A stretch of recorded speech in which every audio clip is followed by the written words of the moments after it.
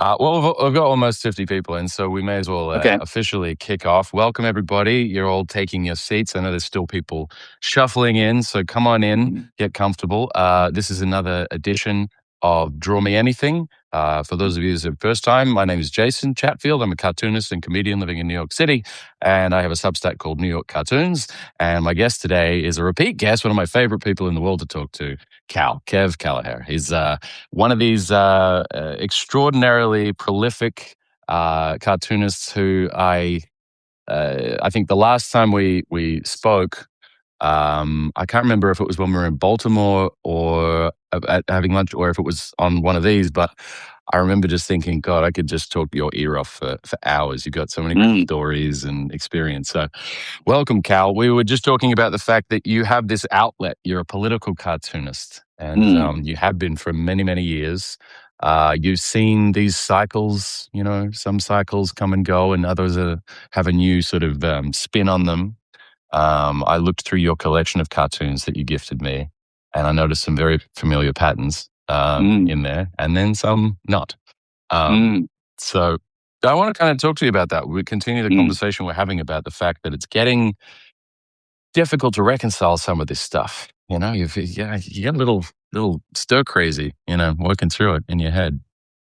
Well, I also, particularly for someone like yourself, and I guess in some ways like me, when you're a foreign national here, or Mm, you spend a lot of time abroad, and the mm, picture of America being seen through the vision of Trump yep. and this choice of war and so on, and because so much of the rest of the world is deeply impacted by this, Mm, and then they look to America and say, "What?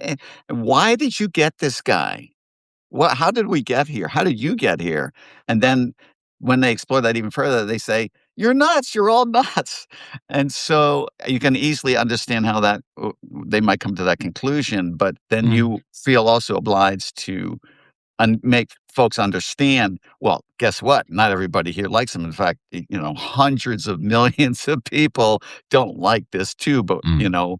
we have this crazy system that has gotten us here, and, a lot of it needs to be changed, Yeah, yeah, right. we're in this terrible and we're suffering. I don't think we're gonna be suffering as badly as other people are gonna be suffering because of this. Yeah, yeah. I really liked you and I were talking earlier about Bush and Mhm. the craziness of that. I mean, I'm kind of nostalgic for that now. Are you? The innocence of Bush Jr. Mm. The Freedom Fries incident, and how Yeah, yeah, people yeah. over there was sort of like, how the hell could you vote for this guy? How did you let this happen? What Mm. were you saying about the number of people in France? Well, yeah, so I was at a cartoon festival that Yeah, year, Brittany, in Brittany. I'm trying to remember the name of the town, Carquefou, little tiny Carquefou, village, right? Yeah, they had Carquefou, Redep. yeah. Yeah, Oh, that's right, you were there, you we were went there there. Yeah, once. I did. Yeah, Yeah. yeah. So they had this forum, of talking about America, cartoons, and so on, and this was, like, weeks into the conflict, and there was a very, uh, angry French audience, peppering me with all sorts of, questions about what's going on in Mm, America, how'd you do this, all this sort of thing, and at one point I said to him, "Well, look, I just want everyone to know that more people voted against George W. Bush than live in France." Okay, so they give you just some sort of idea, and people don't I understand this. can't. This is a Yeah. really big country, and Mm, you know what? I think it's also their emotions are fueled, and I'm sure you understand this from your experience in Australia, by stories about crazy things that go on in America. Small mhm. things, small town stuff. Yeah, right. Included bigger stuff where everybody hears, but they can easily put together a whole publication of just crazy stuff going on in America last week. Now, there's of course writers in America who make money just out of doing that, but when you live here, you understand that that's kind of in proportional. You never have witnessed it in your own life. Those things don't really happen. But when you have 300 plus million people, crazy Yeah. stuff's going to happen. But it means that it paints a distorted picture for people outside of just how mad it is. Yeah. I mean, it's a funhouse mirror, right? Yeah. Yeah. I You're mean, I know you're some folks who wouldn't come to America because they thought it was too dangerous, right? And of mm, course, it is. There's the parts of America damaged, but most of America is not slightly bit dangerous. It's true. I mean, the thing is, it's hard to argue because yes, there is a truth. There's a sort of grain of truth in Right. all of it, where it's like, yes, there are parts of America that are dangerous, and there are crazy Right. things happening in Minnesota, and there are crazy things Yeah. happening here and on the border in Canada. And I have friends in Australia who have cancelled trips that they had Yeah. planned for America, and my sister came over for a road trip last year in July in the summer, and she was petrified that she was going to get turned around at the border because of social media. She had to get a burner phone, and she was. The thing, I mean, like you say, they're looking at it through the prism of the news, the certain writing, the sort of funhouse mirror thing where they're just getting the bad stories because those are newsworthy.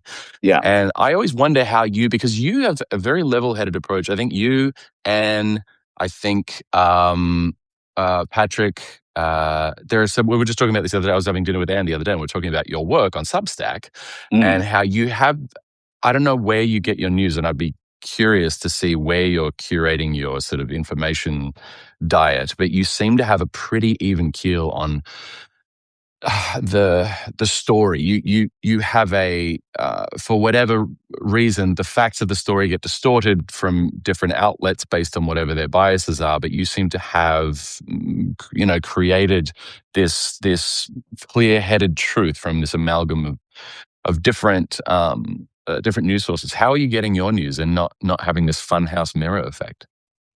You should see the inside of my brain. It's one giant funhouse mirror. Sure. Well, I think that the training that or the discipline that I've Mm. evolved over time was, I think, largely instilled in my decade living in the UK, Mm. where you come in as an outsider like yourself to a culture, Mm. and you start looking around, you see sort of the craziness that's happening. But Mm. what's different for you as the outsider, for the people that are the citizens that live there, Mm. is that you can see the idiocy on that side, and you can see the idiocy on that side. You can criticize that side, and not feel like you're betraying your tribe, right? You Mm. have none of these deep-rooted attachments to those experiences. And so Right. suddenly it's kind of a little bit of a privileged position, because you Yeah, get a it little is. clear-eyed view of what's going Mm. on.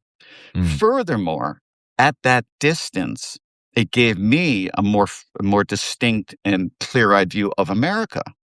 Mm. So every time I would go back to America, I'd see it a little bit different, see it with different perspective, a little bit, more experienced eyes, or maybe more critical, whatever. Come back to UK, get another view of that, and this, over decades going, or years going back and forth. Boy, you really get that reservoir.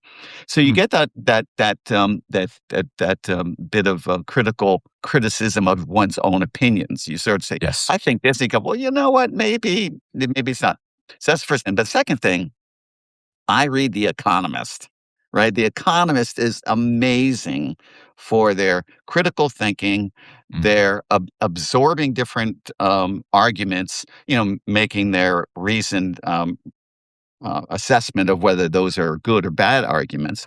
But Mm. it's just such a delight to be in a place where there is real candid and smart people discussing Yeah. important issues.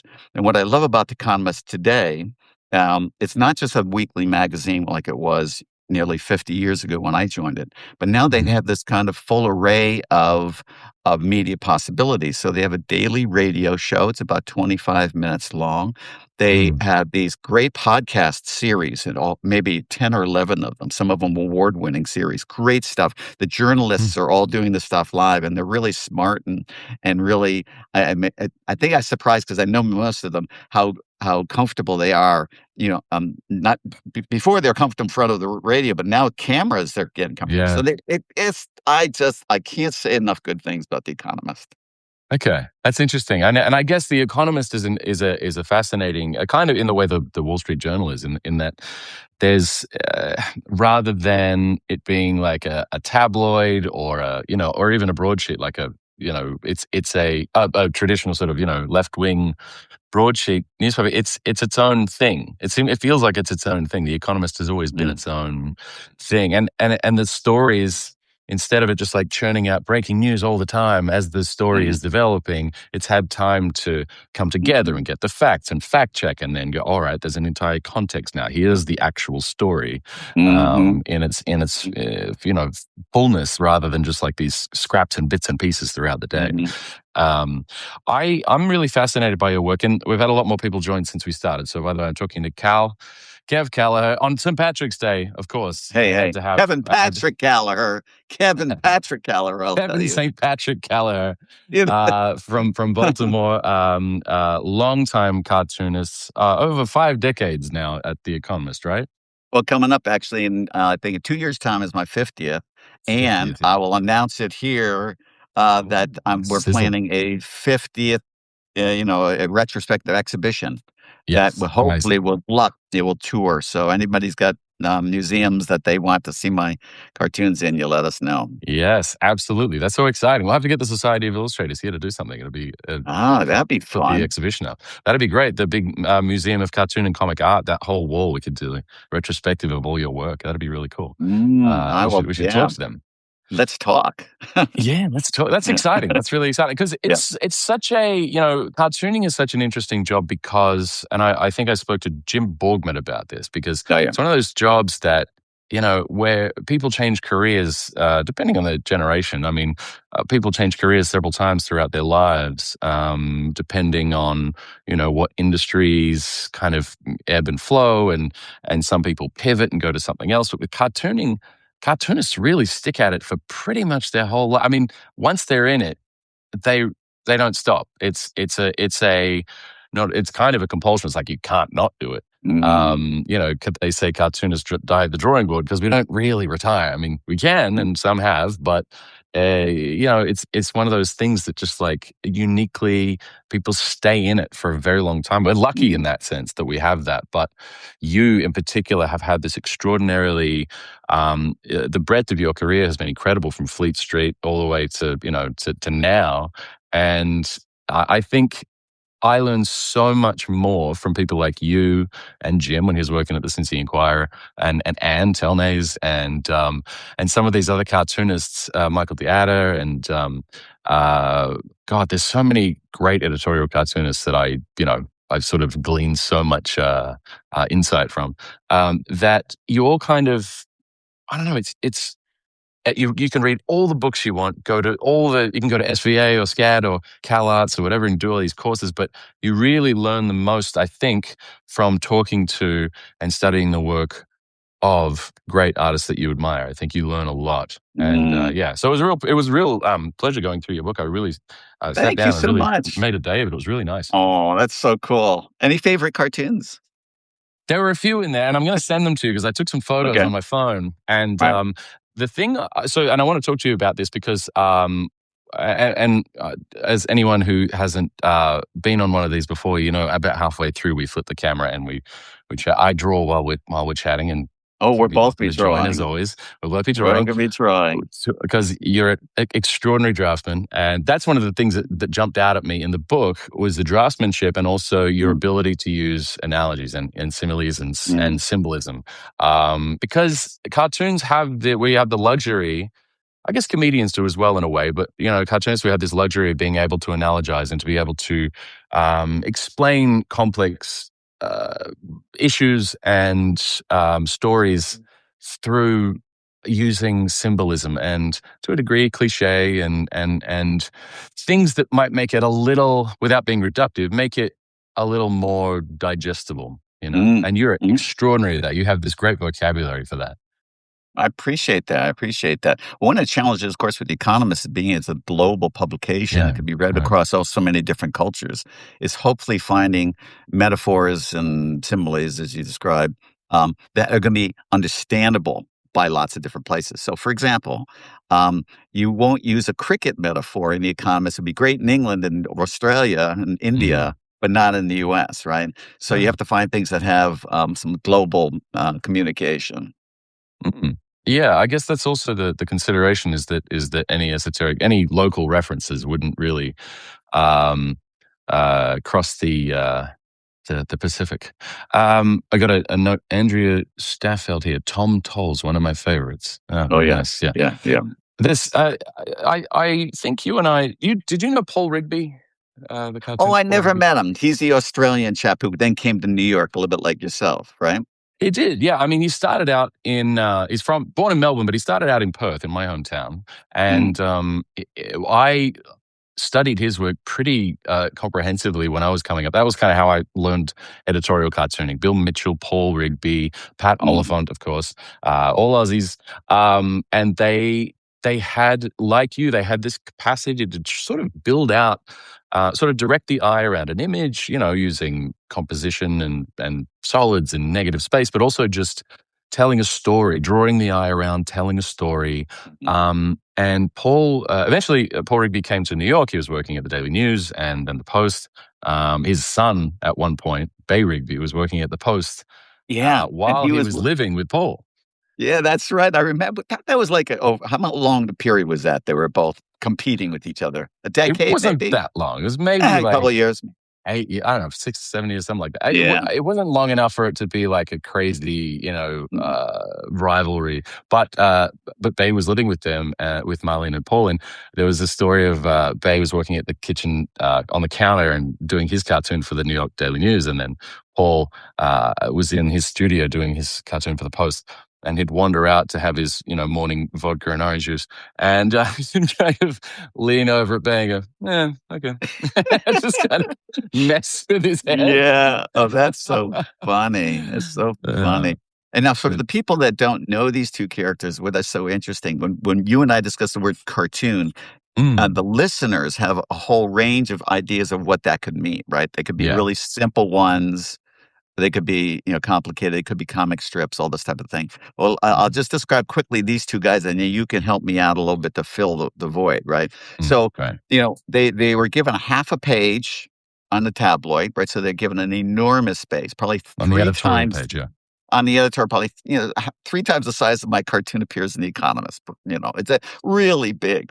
But Mm, they didn't they it looks like they probably hired 10 people to draw it with them because they had so much stuff they poured in there.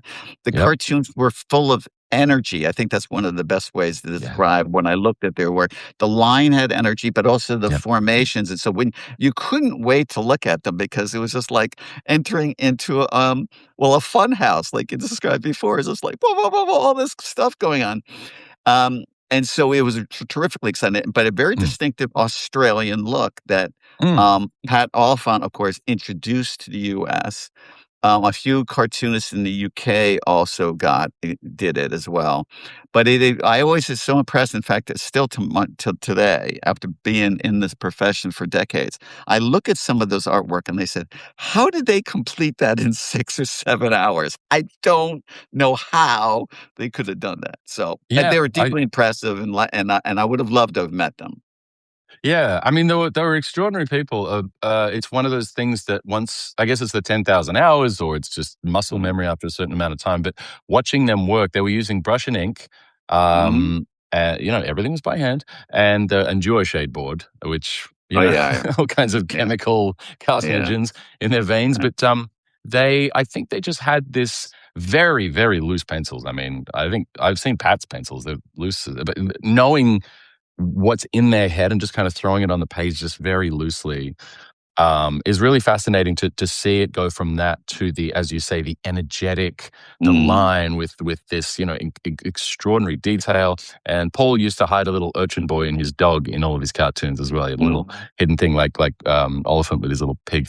Um, mm, but yeah, I think, the thing that I'm enjoying about your Substack, and anyone who hasn't subscribed to KAL Substack, mm, if you're tuning in, please click the subscribe button up at the top left here.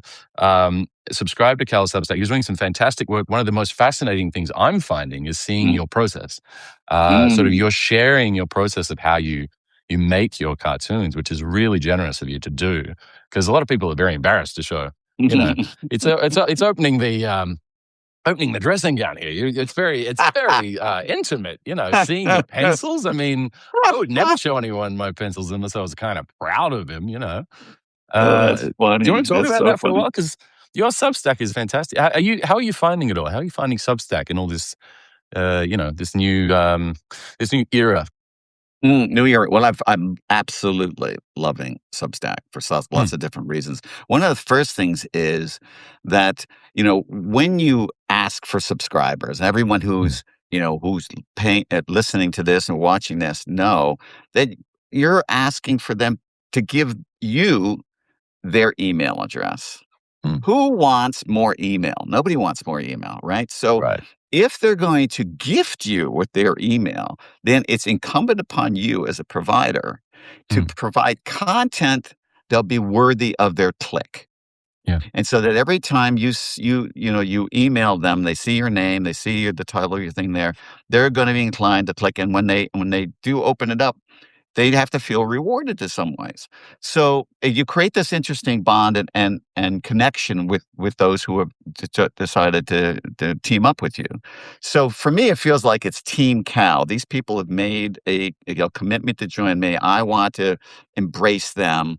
Mm, And then it's also because you can make it long form. So suddenly you can mm, actually give some more um, room around this thing that you've been working on all day, but your whole mm, career, and be able to share that, mm. because I'm an older chap. I've accumulated, I'd like to think, a lot of cartooning wisdom, stuff Yeah. that I've learned, and I thought that, this is the place to share it.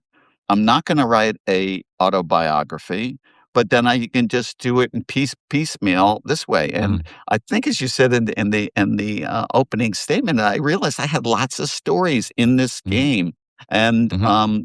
they're fun stories. I want to share them, and of course, if I should stop drawing tomorrow, those stories go. So this is a great opportunity to do things like that. Yeah, I mean, you're teaching people is what I feel. Mm. It's sort of you've had, as you say, decades of experience, and when you're working alone in the studio, you're hearing Mm. it's your own head. You're not necessarily speaking out loud to yourself. You have all these ruminations, and you have these thoughts and ideas that you're sort of developing in your head, or you're writing them down. And you don't really, no one else is really seeing that stuff, but that's such Mm. valuable information for people who want to learn how you even do any of this, because I think cartooning is such a valuable skill. And I think, in this kind of climate where, we're losing a generation of artists to the apathy, of sort of, well, why would I learn to draw? AI is just going to be, I can just churn out an AI. Or why Yeah. would I learn to draw? There's no opportunities for artists anymore. Why would I bother pouring my time and energy into learning the skill? But Mm. I think the value in it isn't just the artistry, although that's a big part of it. It's the medium. It's what it can do, and it's very Mm. unique in that way. As you say, your cartoons in particular can translate across multiple sort of cultures and continents. Sometimes when there's a captionless cartoon, which I think is like the gold standard of international Gold cartooning. standard. Yeah, I Mm. mean, I think my favorite, uh, as far as editorial cartoons with captionless, you're extraordinary at that. But also, Sergio Aragonés, I know he's not a Mm. political cartoonist, but his Mm. ability to do pantomime, Mm. to tell a story, to sell a joke, to share an idea, it transcends language. It's Mm. extraordinary. And as I say, it's a valuable skill to have, especially in a time where ideas are being sort of stomped on. There's an ideology that if it's not the right, if it's not i- if it's not in favor, then it kind of gets crushed. But there are ways to use our medium to sort of circumvent that kind of censorship. Mm. Are you finding in this? And I don't want to be too doom and gloom about this. But in an era where we have these tiers of I don't want to say threat, anxiety, really. We have this very authoritarian style administration, starting wars on a whim. We have AI, unregulated AI from companies being developed by people with absolutely no moral compass. And then that's affecting our work, that's affecting our industry, it's affecting everyone's industry and economies. And then you have this other thing here, which is kind of just the overarching social media sort of has exacerbated this, but the sort of extremists online disinhibition effect, the ability for people to just kind of spew the worst thoughts and ideas at each other just because they're behind a black screen. They would never say the kinds of things they say to each other online in person. You would never speak to someone like that, really, unless you're a complete nutbag. But there are these three things in concert that are happening, and it's really hard to get a handle on, sort of just like grip onto something sane. Mm. How are you finding it? I'm having a difficult time sort of navigating it. How are you finding it? Well, I guess part of for me is that, I do have to swim in the swamp of current events, right? That's Yeah. the nature of what you do. And so I do have at least an outlet when I do my cartoons to, express myself and yell at the paper, if you like. That is one way. But also, I think I try to narrowly focus my area of consumption. I mean, when you're on the web, you can easily drift in a thousand directions. And also really kind of see it explores the darker parts of your brain, and you see the darker sides of humankind.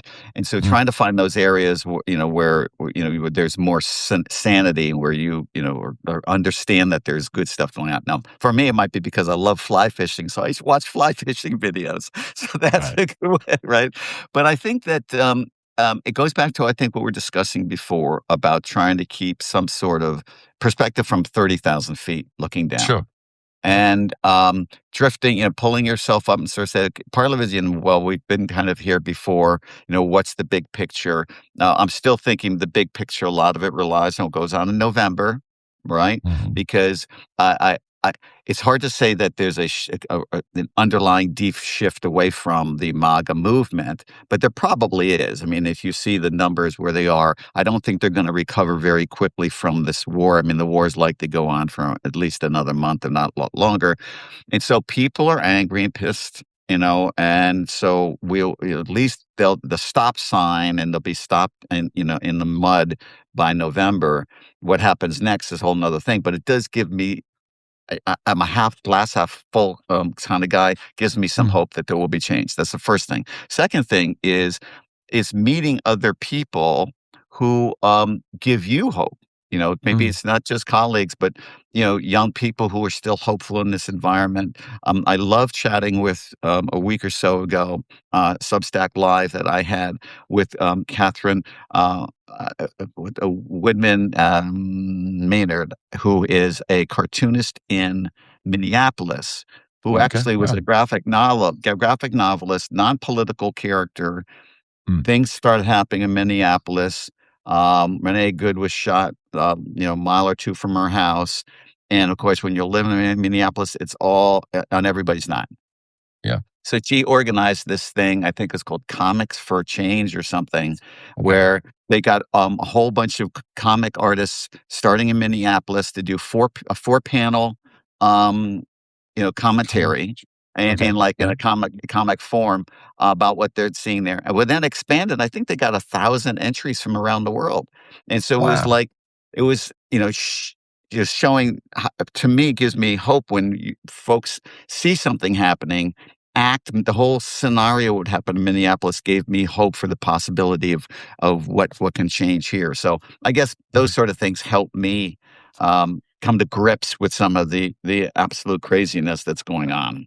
Right, right. So that was called Mm. Comics for Change, and her name it was Was Woodman Catherine Maynard. K. Woodman Catherine Maynard? Yeah, Woodman Catherine Maynard. Woodward hyphen Maynard. Right.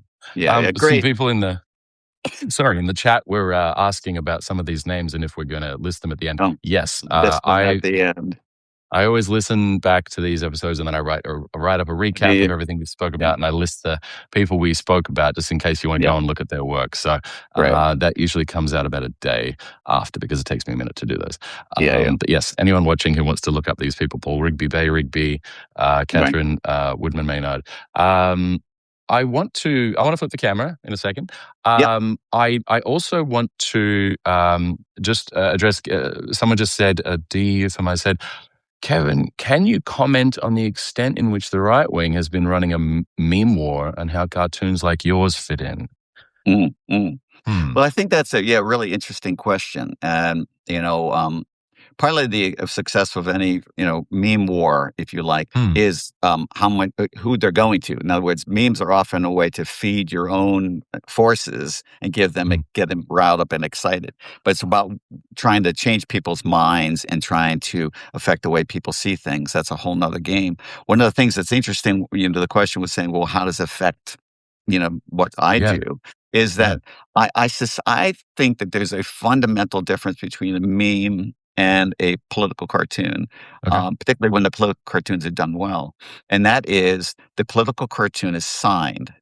And so it's a human being. You know it's a human being. So many memes just look, who knows who did them, right? Mm. They're constructed by something or somebody or AI or whatever. And so while they're eye candy and they're really good in that way, but if you want to make a connection, people look at a cartoon, they may not like it, but they know there's a human. And in this time of increasing detachment Mm. and a digital takeover of our eyes, that Mm. when people see something that is hand drawn, it stands out completely. And part of the reason why, this is my theory, Jason, is why I love your work and why your work to me is so successful. It is drawn by somebody's hand. It's so distinctive.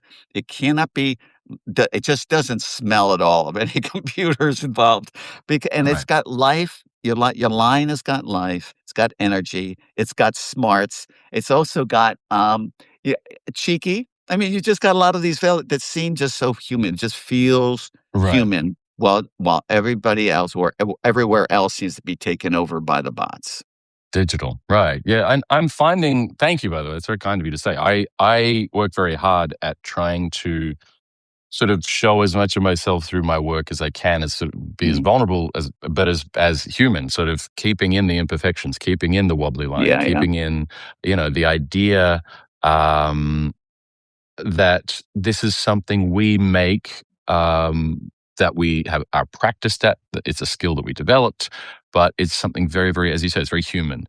And there was a comment on, Alex. I don't know if you know Alex Hallett, British Mm. cartoonist. She's in the UK now. Was living in New Zealand and Melbourne. We met in Australia. We were talking about this idea of, because we're not Luddites, we realize that there are tools and software and AI and all these things that can make our life easier. There's Photoshop for coloring, and fixing up, bad scans and things like that, just cleaning up work or using, the Adobe Firefly to kind of fix a background or remove a background or just little bits and pieces that make life a bit easier. But ultimately, the work itself should feel like it's coming from a human. It should have its own voice, really, in it. And there was a comment on one of our reels on Instagram of us discussing this, where someone said, and I'll be interested to get your take on this. Someone said, "I have all these ideas for cartoons, and I've written them all, but I can't draw.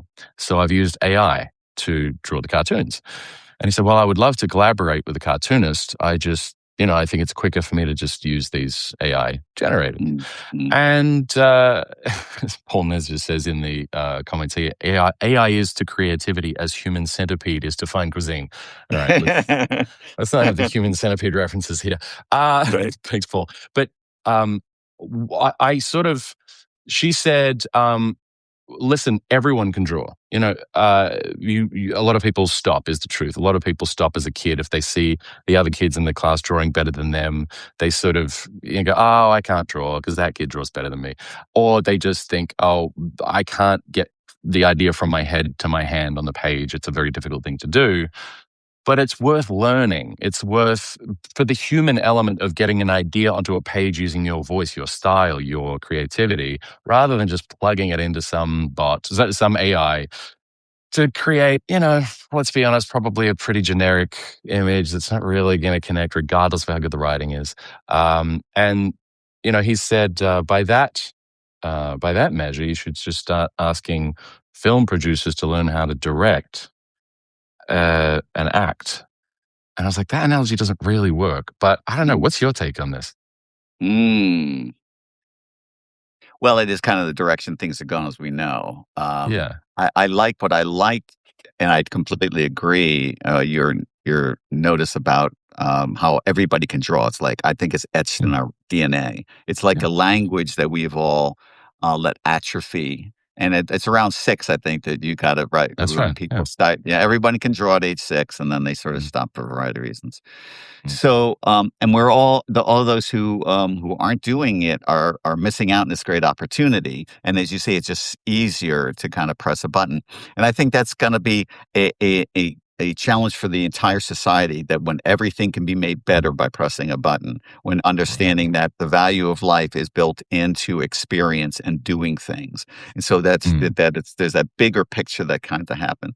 Well, I, I I think, and I think you know, Jason, that there's a lot of cartoonists who've been in our field over the decades who could be their work is because it's average, it's easily replaceable, right? mm, It's not distinctive. Um, it's very formulaic or whatever. And so you can understand how, if something comes in, like the Photoshop, like when photocopies came in and things, it's gonna be easy for people to copy these. It's all mm, about the creative idea, as you point out, mm, but mm, also giving that a drawing that's got personality. So if this person wants to put out something that not just has got their head in it, but it's got their fingerprints in it, it's got their mm, handwriting in it, that gives it a much more value to them. And it also makes it a much more appealing to other people. But mm. that's a little more work. And maybe we're in a world where people don't want to do as much work. Well, speaking of working by hand, what do you say we flip this camera and start scribbling Mm. away? What do you say? Let's scribble, man. Let's All scribble. right. Let me get my Um, camera, my setup sure. here. Hugh Walker said if you can make a K or a G, you can draw. Okay. Oh yeah, Uh, okay, that's good. yeah. Um, also, I mean, I should say that if you have any requests, by the way, of things that you might like to see drawn, by all means, put them in the comments. James made a comment earlier. It's a little off topic, James. I'm sorry. You're going to have to forgive us not getting into the weeds of the Israel-Palestine, Iran conflict and all of the nuances therein. That's really not what we're talking about right now. We're talking about drawing by hand. I hope that's okay that we don't dive into that. I wanted to talk to you about, and if you will indulge me, you are, in Mhm. my mind, one of the best craftsmen and artists who knows how and when to use crosshatching. I know it's a very popular and very often used feature of a lot of cartooning, a lot of drawing, but sometimes it can be overused. Sometimes it gets used to just fill a space for the sake of it. It's one of those things that it should be doing something really, but you seem to have a really extraordinary handle on that skill. That's a perfect example of the flag right here. Do you want to talk a little bit about this? Oh, well, yeah. So cross-hatching is something I absolutely love. It's also talking about therapy, just doing Mm. cross-hatching. I spend 3 hours, inking my cartoons, sometimes longer, and a lot Wow. of it's because it involves, a lot of, this cross-hatching and so on. And I wanted to, I started on this American flag only to kinda Mm. give folks a little, idea of the different things that cross-hatching can do. I suppose Mm.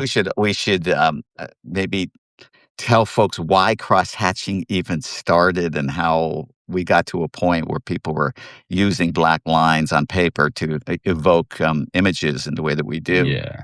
And Yeah. I guess it started back in probably 17, 1800s, when Okay. lines were being used to try to, elicit, drawings, and they discovered that if you could get gray areas by crossing lines over. And it's partly because doing halftones or doing color was prohibitively expensive or not Mm. even capable, particularly on the printed page. And over time, particularly when you think about the American newspaper in the 20th century, is that they were being Mm. printed on terrible newsprint, right? Where everything would bleed. And, when they put the type down, everything would kind of be a little bit furry. So the only way that a drawing could be done have to be done in line, but if you wanted to get any sort of kind of special effects, you would need to do, this cross-hatching, which is, fine lines juxtaposed in such a way to evoke different kind of uh, pieces. So what I loved about this was this notion of how cross-hatching can, in a black and white drawing, denote color so that you have Mhm. a blue that's darker than, they say, the red of the stripes. Right. It can denote shape, which is usually through shape. I mean, sorry, through shading. So you Shading, yeah. might say, yeah, say, so here we got to get right here in this part of the flag. There's going to be a little bit of shading on that bit there, maybe a little Mm. bit of shading here, and that helps give shape. Another thing that cross-hatching can do is give you texture, right? Mm. And so you might, the way you cross-hatch, let's say a leather jacket would be different than you do with a wool sweater, the way that Mm. you kind of use the pen tip. So for me, it's fun playing around and experimenting with it, right? Mm. But in addition to doing flags like that is, how do you cross-hatch a sky, right? A sky Mm. behind it, because skies are airy. They don't have, clouds don't have shapes, but you have to give them sort of shapes and Mm. edges in order to kind of make them work and then give it a nice feeling to the drawing. I guess Right, right. what I loved about cross-hatching is that when I saw a drawing where it was beautifully done, it felt so peaceful. There's something sort of Mm. that nice, the way the lines kind of go together and Mm. they can give a nice feeling like this. And I remember playing around on my in my scrapbooks, just drawing things over and over again to try to get different feel. I also discovered that, you know, um, there's different types of cross-hatching. I found, for Yeah. example, if you did cross-hatching that was all very same line weight, and it was all done at right angles like this, it would always Mm. give a kind of a very boring shade to anything. But the Mm. minute that you add some movement to the line and a little bit of an angle, well, it's Mm. suddenly the cross hatching kind of gets a little more energetic and more fun. Mm. Anyways, Yeah. it's just been fun playing with it. I've been playing with it for, over 50 years. So Only 50 years. I mean, you've only only just 50 really years. started. But it always fascinates me because I see how you use it. I often look at your work and sort of wonder, because it's so deliberate. You don't overuse it. You don't do it just for the sake of it. Right. And it feels like it's another part of the voice. Someone in the chat, I think it was Andy Panna, was talking about the fact that voice in drawing, it's like voice in writing. It's the individual writer's human voice coming through on the page, Yeah. and how even if you do cross hatching with AI, like it just lacks that voice, that ineffable quality of the pen connected to the human behind it. I agree. I agree. I also think, and I know it happens for you, Jason, because you use pen nibs. They're I do. flexible. They got Yeah, definitely. personality, right? They That do. if Yeah. the more technical pens that you can get, right? And a lot Sure. of people Yeah. draw with those. If you try cross-hatching drawing with just technical pens, it will give you Mm. the ability to do this cross-hatching as we described. But the Mm. overall look at the end of the day will look a little dry. It will lack a little personality because all the lines are the exact same weight. But when you've got this kind of natural variation in the line, which happens just because the weight that you put on it or the way that you choose to draw it, Jason, particularly, I see. Right. Look at your see your Yeah. Look how lines are ink going unit. all over the place. They're going all over the place. But the idea is that that's as your questioner, Andy. Yeah. Andy infers, is that, yeah, that's where the personality comes, right? Is that you Mm. can, if your tools can also take some of the personality away if they're not as interesting. And one of the things about the nibs is that they give you this capacity is that you press harder, they get thicker, lighter, Mm. they get lighter, and that you can get in the same line, you can get a variety of line. And then over time, if you do a whole drawing with those, they just look interesting. They look compelling. The eye loves to see all that variety and energy. Yeah. Yeah. That to me that I've always aspired to give your artwork energy that makes it Yeah. more Well, compelling. I think your work in particular has a lot of energy. And I don't know if you've been already going through your 50 plus, well, coming up on the 50 years of to put together this retrospective. I mean, I don't know how you're going to pick there's so many to choose from. But if you're noticing an evolution in your work where there is that energy, there is that sort of variation and all those things, did you notice an evolution in your work looking at all that work? Oh, yeah, absolutely. One of the things that happened with me, Jason, when I first started, I was working with a very fine brush. Mm. When you do with brush, try to do all the cross-hatching stuff because, I didn't have a teacher. I was just watching other artists, and I saw these people doing this really fine work. And so, well, I thought, Mm. well, maybe, I need to try this. And I had a brush. And so I was trying to draw these, and the drawings, the result had to be huge because in order to get the fine lines that I wanted. And Yeah. then So you, yeah. an art director at The Economist said to me, "You know what you should try using a pen." And there's this pen shop. Did I ever tell you about this pen shop in London? Oh, is this the one in that little alleyway where people go and get their little nibs? There was this guy, this angry little cantankerous guy who worked in there. This is Yes. tell everyone about this. I love this story. I love this. It's a great I love it. I just love even thinking about it. So, Yeah. what happened was I was told to go visit Philip Poole Love. in London. I think he was on Charing Cross Road, I think. Right. But they said it was like 35 Charing Cross Road, and I Right. went I got to the area and I saw 35 I saw 30, 7 and 33, and both of them, were noticeable, but between them was this tiny door with Mm. no sign on it, which was clearly my destination. I opened the door and it was like I was disappearing into Harry Potter. It was this dark Yeah. place with heavily wooded walls with these little tiny drawers inbuilt, and it was all full of nibs, pen nibs. And in the back, I called out, a guy shuffled out, looked like something from out of Frankenstein. He got in a white Mm. trench coat, hunched over guy shuffles out and says, "What do you want?" And I said, "Well, I'm looking for nibs." And so he then gave me a bunch of nibs to go away and try. Mm. And I came back and he would give me a few more. And finally I settled on one that I really liked. And I started going back to him every few weeks, buying a dozen Mm. nibs or something like that. Right. And it was an old nib. And so when I ran out, which was just about a year before I left the UK to come here, I Right. said, "Oh, I'd really love to get a few more of these Hunt Hughes 1319." Yeah. And he said, "No, no, I don't have any more." And I said, "Well, when might you get some in?" He says, "They haven't been made for 150 years. I don't have no idea when they might be coming in." So, Yeah. I'll put your name down in case anything comes up. Well, I'm in the US and I get a call. Oh, no, no, it's George W. Hughes. Sorry. I'm thinking and talking at the same time, which is a little Mm. slow. So, he sends me a box of 144 of these Yeah. nibs, and I'm Nice. drawing with one right now. I'm Wow, drawing with that's one right now. fantastic. And That's so so great. these are great nibs. I love them, although they're not so great with for inking. So it's George W. Hughes. So if anybody knows the George W. Hughes 1319, You you're n that's what I'm looking. you You let me know. I'll pay right. big bucks. Big You, bucks for uh, those. I think you're not the first, maybe you're the 3rd cartoonist.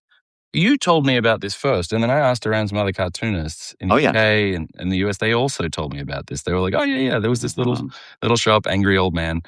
yeah. And, I think unfortunately he's since passed, but, Yeah. and it's not there anymore, but, Yes.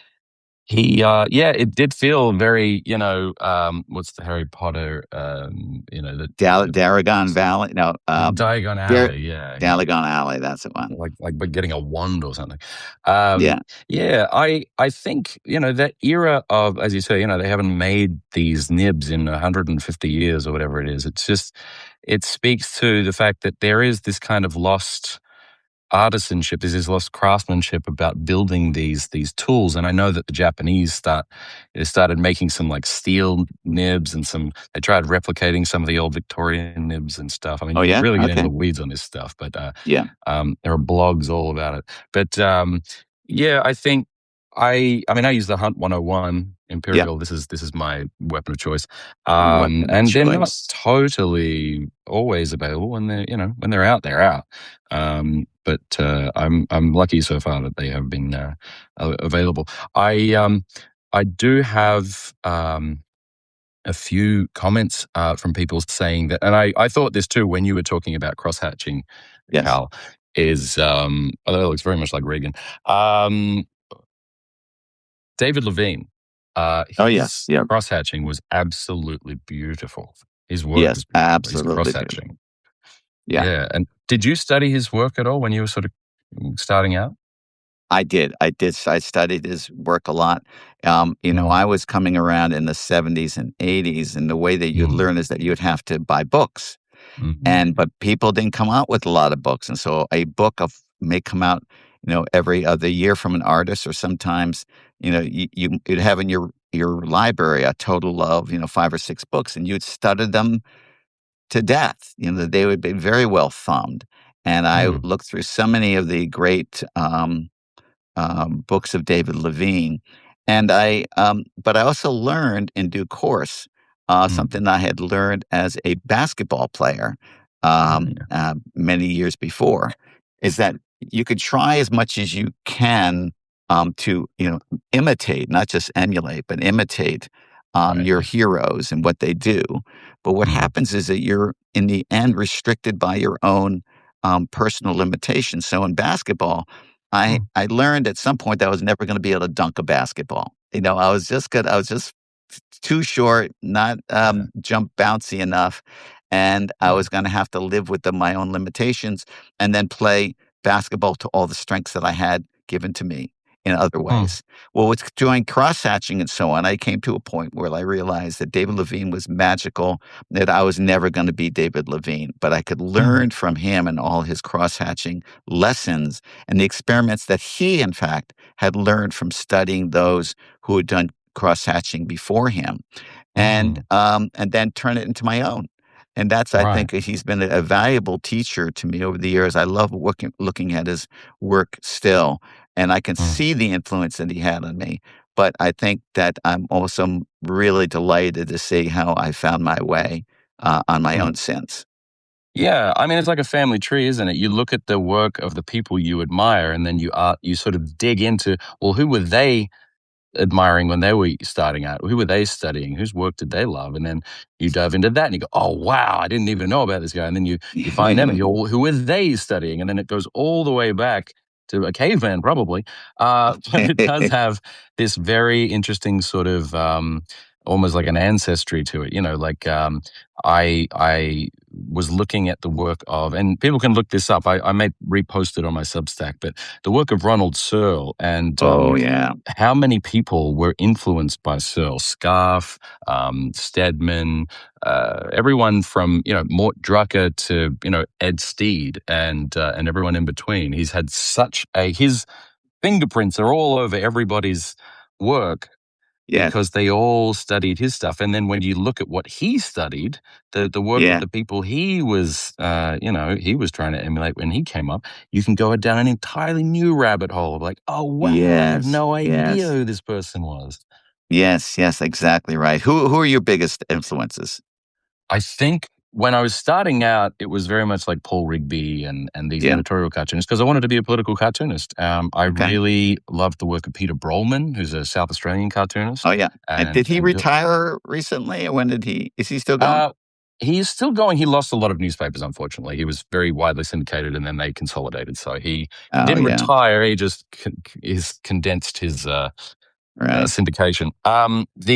The one that I was thinking of earlier was Bill Mitchell. He's an Australian Oh, cartoonist. yes. I'll list him in the recap, but I really liked his ability to, in just a few lines, he had great line economy. He would be able to sketch out an entire scene and give you all of the information you needed to make up the rest in your head.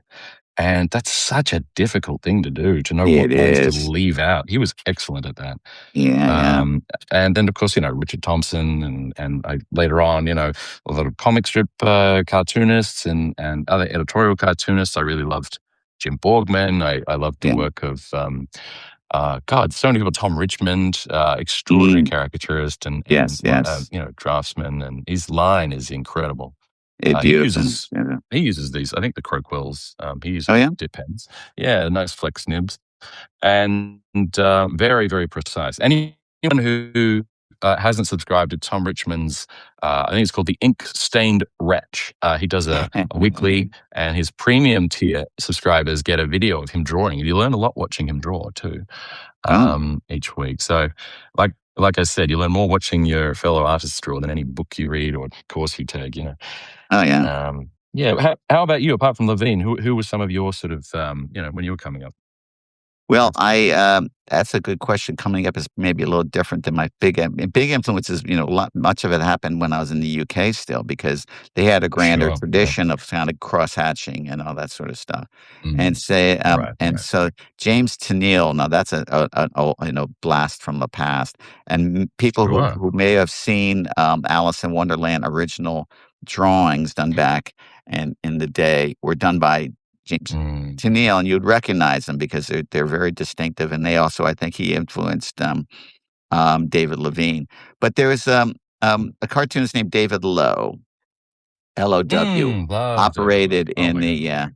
and he's from Australia. No, he's New Zealand. Mm, He's New Zealand. he's from Wellington, New Zealand, I believe. Yes. Yeah, he's a New Zealand chap. But he, like you, left the country. I think he worked in Australia for a short time.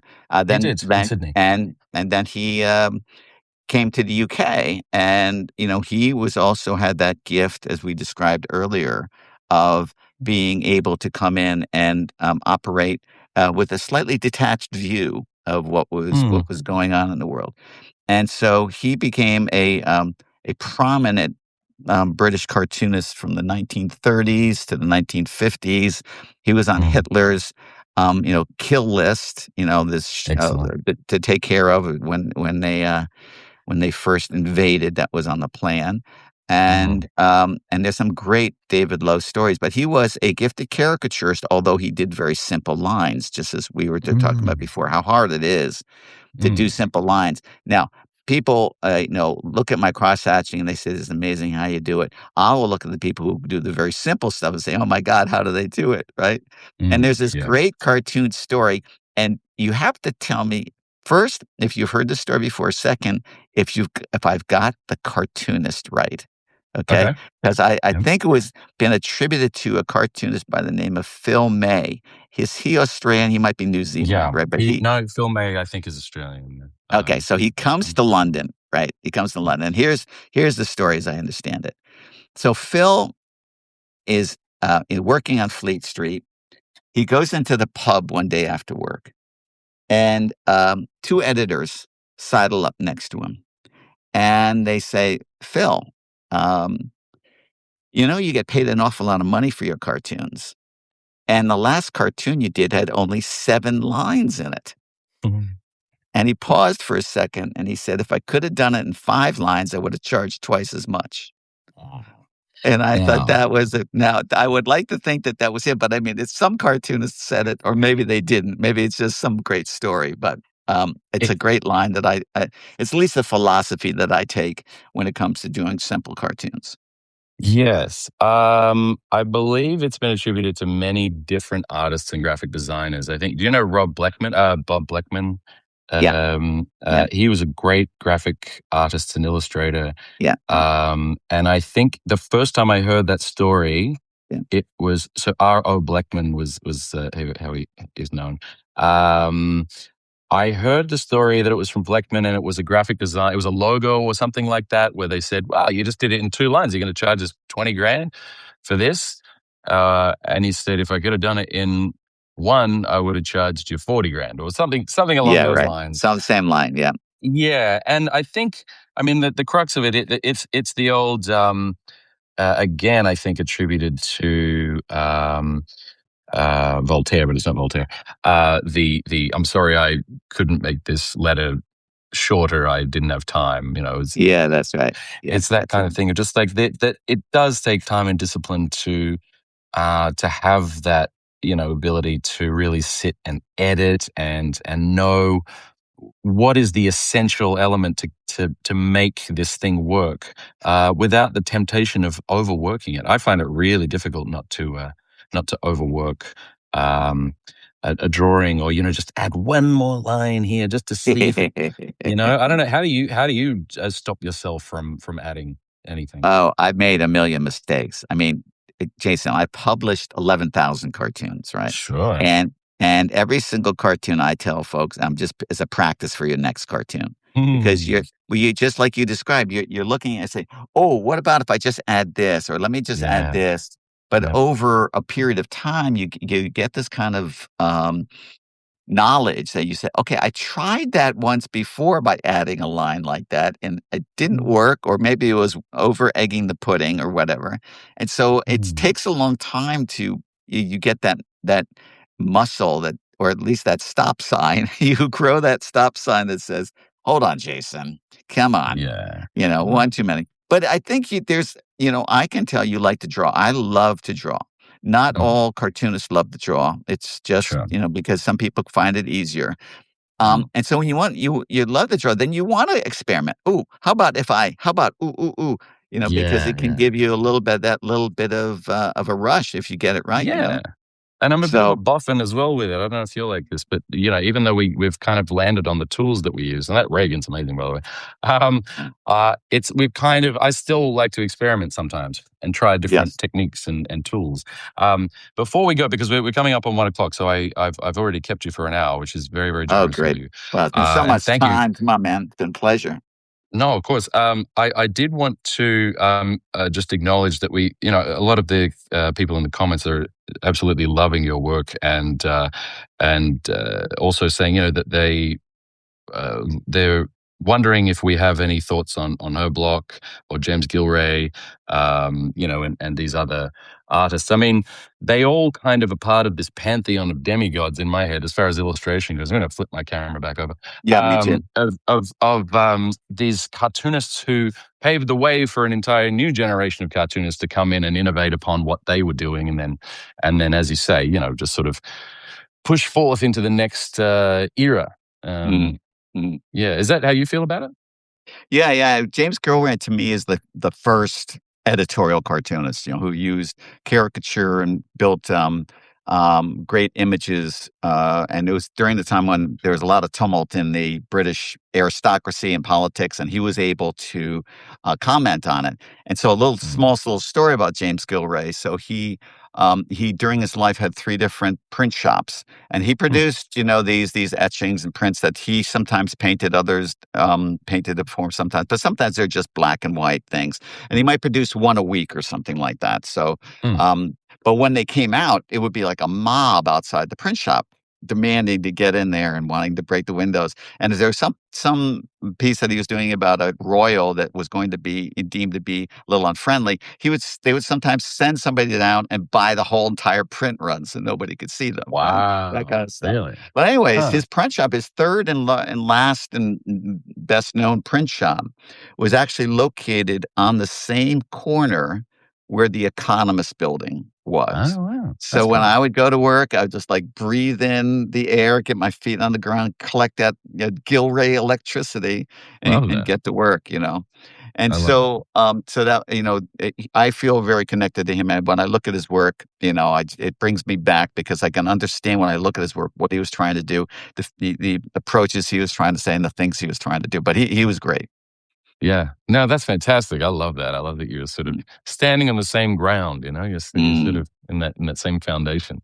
Well, Cal, I am so grateful to you for your time and for as we said, we could talk for hours and hours. I am absolutely loving your work on your Substack.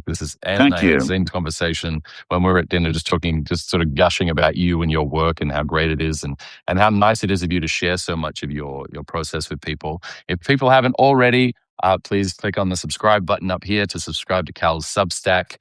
Please support artists. If you want to upgrade to Mm, paid, please do so. mm. I'm going to be posting the replay of this tomorrow with a recap and all the lists of the people we spoke about and some of the tools and tips. And that will be for paid subscribers. So please subscribe and support artists. We need it now more than ever. More And than ever. yeah, and I'm very, very grateful to you, Cal. Next time I'm in Baltimore, I'm gonna hit you up again, and we'll have a nice Absolutely. long lunch.